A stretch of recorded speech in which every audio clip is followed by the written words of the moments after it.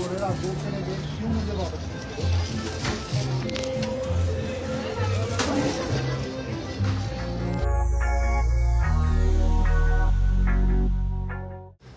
Nasa Paris nga ngayon itong si Mariel Padilla kasama ang kanyang dalawang anak na si Isabella at Gabriela.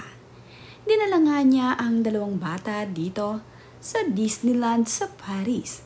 Kaya naman ang dalawang bata ay masayang masaya sa kanilang bakasyong ito. Kasama din nila Mariel Padilla ang kanyang daddy dito sa kanyang bakasyon. Kasama din niya ang kanyang kapatid na babae dito. Naging napakasaya naman nga ng bakasyon ni Mariel at ng kanyang pamilya dito sa Paris. Talagang nililibot nila ang magagandang lugar dito. Ine-enjoy nga nila ang kanilang bakasyon.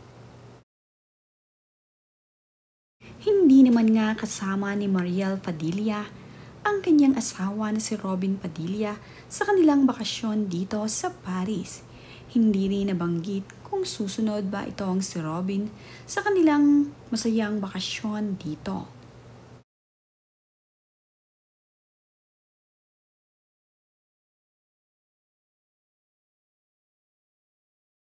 Sa ngayon nga ay masayang nagbabakasyon itong si Robin Padilla at ang kanyang pamilya dito sa Paris.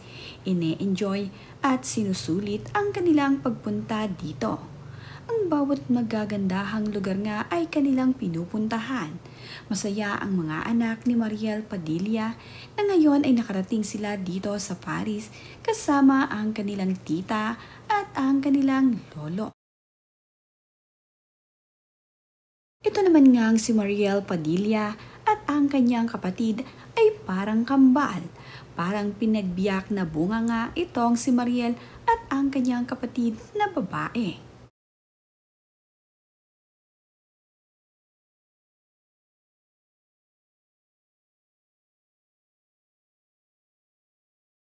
Makikita naman nga sa mga larawang ibinabahagi ni Mariel Padilla kung gaano kasaya ang kanyang mga anak at ang kanyang ama sa pamamasyal nila dito sa Paris.